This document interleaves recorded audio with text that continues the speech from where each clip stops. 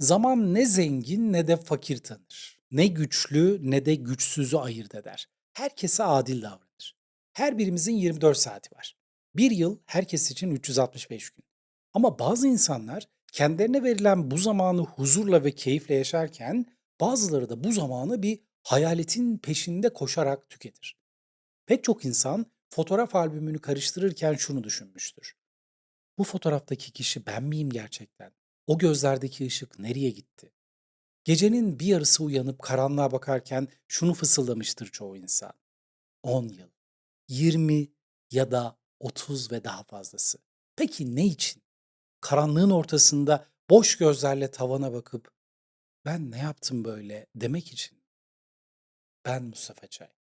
İşte bugün bu kayıp yılların anatomisini konuşacağız. Ama sadece kaybedilenlerden değil, hala kazanılabilecek olanlardan da söz edeceğiz. Bir akvaryumun içinde tropik balıklar, canlı mercanlar, parlak renkli bitkiler olsun. Şimdi her gün o akvaryuma bir damla mürekkep damlattığımızı hayal edin. Sadece küçücük bir damla. Belki de ilk gün fark edilmez. Belki ikinci günde. Ama bir ay sonra o berrak su artık tamamen bulanıklaşır. Bir yıl sonra renkler tamamen yok olur.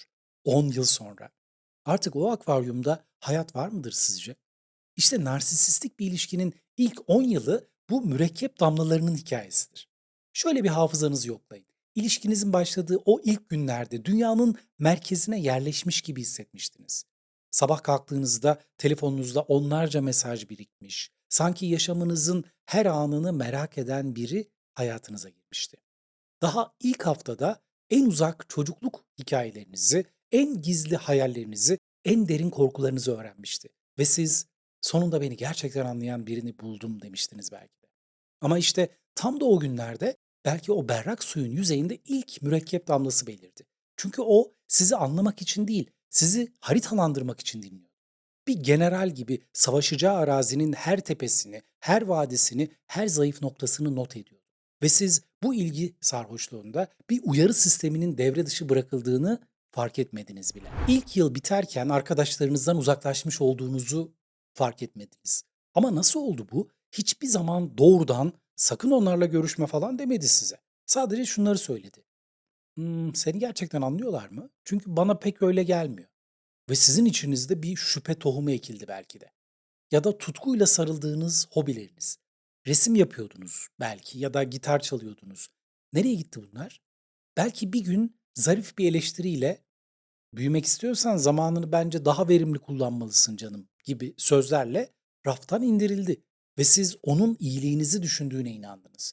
Yoğun romantik ilişkilerin başlangıcında beynimiz oksitosine boğulur. Bu bağlanma hormonu bizim eleştirel düşünme yeteneğimizi köreltir. Tam anlamıyla aşık olduğumuzda sarhoş oluruz. Ve sarhoş birinin cebinden cüzdanının çalındığını fark etmesinin çok zor olduğu gibi aşkın sarhoşluğundaki birinin de kimliğinin çalındığını fark etmesi kolay bir şey değildir. İlk 10 yıl sonunda bir gün aynaya bakarsınız ve içinizden şu ses yükselir. Ne zaman son kez kendim için bir şey yaptım acaba? Cevap ürkütücü bir sessizliktir. Kötülüğün sıradanlığı diye bir kavram vardır. Nazilerin toplama kamplarında çalışan memurlar her sabah işe giderken sanki sıradan bir fabrikada çalışıyormuş gibi hissederlermiş. Asıl korkunç olan dehşetin rutin haline gelmesidir. İşte ikinci 10 yılda olan budur. Gaslighting artık şaşırtmaz. Manipülasyon sinirlendirmez. Duygusal şiddet artık sadece salı günleridir. Tıpkı yağmurun yağması gibi onun öfkesi de gelir ve geçer. Ve siz şemsiyenizi açmayı bile unutmuşsunuzdur artık. Sadece ıslanırsınız ve ıslanmanın da gayet normal olduğunu düşünürsünüz. Ve işte burada en trajik paradoks devreye girer. Öğrenilmiş çaresizlik. Martin Seligman'ın meşhur bir deneyi vardır. Köpekleri bir kafese koyar ve onlara elektrik şoku verir. Bu biraz tabii ki ürkütücü bir deney. Başta köpekler kaçmaya çalışırlar ama kafes kilitlidir. Zaman içinde kafesin kilidi açılsa bile köpekler artık kaçamaz. Çünkü öğrenmişlerdir. Kaçış imkansızdır. Siz de ikinci 10 yılda böyle bir kafesin içine hapsolmuşsunuzdur. Kapı açıktır ama bacaklarınız yürümeyi unutmuştur. Çünkü bir kafesin içinde olduğunuzun farkında bile değilsinizdir artık. Virginia Woolf günlüklerinde şöyle yazar. Kendime bazen şunu soruyorum. Benim dediğim bir şey gerçekten var mı? Yoksa bana ait olan her şey sadece başkalarının yansımalarının bir toplamı mı? İkinci 10 yılda artık ben kelimesi anlamsızlaşır. Ben ne istiyorum yerine o ne ister acaba sorusu gelir.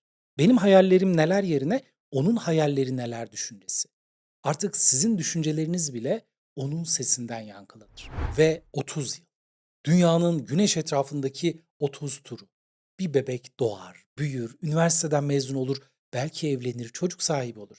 Bir kariyer başlar, zirveye ulaşır, kitaplar yazılır, şirketler kurulur, resimler çizilir. 30 yılda neler yapılır? Ve şimdi sizin elinizde ne var peki? Jean-Paul Sartre der ki, cehennem başkalarıdır. Ama belki de asıl cehennem kendin olamamaktır. Üçüncü 10 yılda artık bir hayalet gibi yaşarsınız. Bedeniniz oradadır ama ruhen boşlukta gibisinizdir. Konuşursunuz fakat kelimelerin size ait olmadığını hissedersiniz. Gülümsersiniz fakat o gülümseme bir maskeye yapıştırılmış plastik bir ifadedir. Kronik stres ve travma hipokampüsü yani hafıza ve öğrenme merkezini fiziksel olarak küçültür. Bu şu demek, kelimenin tam anlamıyla beynimiz küçülür. 30 yıl süren narsisistik bir ilişki beyninizin yapısını bile gerçek anlamda değiştirir.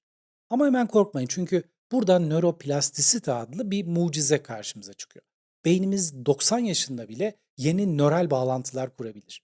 70 yaşındaki bir insan yeni bir dil öğrenebilir. 60 yaşındaki bir insan yeni bir enstrüman çalabilir. Demek ki 50, 60, 70, 80 kaç yaşında olursak olalım yeniden doğabiliriz. Ama bunu yapabilmek için ilk adımı atmamız gerekir. Yani gerçekle yüzleşmek. İstismar ve sevgi döngüsü beyinde son derece güçlü bir bağ yaratır ve buna travma bağı diyoruz. Çünkü beyin hayatta kalmak için tehdit kaynağına bağlanmaya evrimsel olarak programlanmıştır. Bir düşünün. Bazı rehineler kendilerini kaçıranları neden savunur? Bazı taciz mağdurları istismarcılardan neden ayrılamaz? Çocuklar kendilerine kötü davranan ebeveynlerini neden sever? Bu her ne kadar Stockholm sendromu gibi algılansa da aslında cevap beynimizdeki hayatta kalma mekanizmasında gizli. Eğer ona bağlanırsam belki beni öldürmez mantığı. Bilinç dışımızın en derin katmanlarında işler bu. Skinner fareleri kullanarak bir deney yapar. Bir gruba her butona bastığında yemek verir. Diğer gruba rastgele zamanlarda yemek verir. Hangi grup daha çok butona basar sizce? Cevap ikinci grup. Yani rastgele zamanlarda yemek verilenler. Çünkü tahmin edilemez ödüller beyinde dopamin patlamasına neden olur. Kumar bağımlıları işte bu yüzden bağımlıdır. Kazanacaklarını bilmedikleri için sürekli o saçma mekanizmanın başında bekler ve sürekli o fareler gibi butona basar dururlar. Narsistik ilişkiler de tam olarak böyle işler. Bugün iyi, yarın kötü. Bugün tatlı, yarın zehir. Ve siz o yarın tatlı olacak zamanı beklemeye devam edersiniz. Belki yarın eski haline döner. Umudu sizi bir 10 yıl daha orada tutabilir. Ama acı gerçek şu. Kaybedilen yıllarınız geri gelmez. Üzgünüm. Bir yılı, 10 yılı, 30 yılı geri alamazsınız. O yaşanmamış hayaller sihirli bir dokunuşla bir anda gerçekleşemez. Ama geriye kalan yıllar hala sizindir. Viktor Frankl, Nazi esir kamplarından sağ çıkan bir psikiyatrdı. İnsanın Anlam Arayışı kitabında şöyle yazar. Her şey insandan alınabilir. Sadece bir şey hariç. Kendi tutumunu seçme özgürlüğü. Evet belki de 30 yılınızı aldılar ama geriye kalan yıllarınızı alamazlar. Tabii eğer siz onları kendi ellerinizle vermezseniz. En büyük korkumuz nedir? Muhtemelen yalnız kalmak. Ama ya zaten yalnızsanız? En derin yalnızlık bir kalabalığın ortasında görünmez olmaktır. En acı veren yalnızlık bir insanın yanındayken ruhunuzun ıssız bir çölde olmasıdır.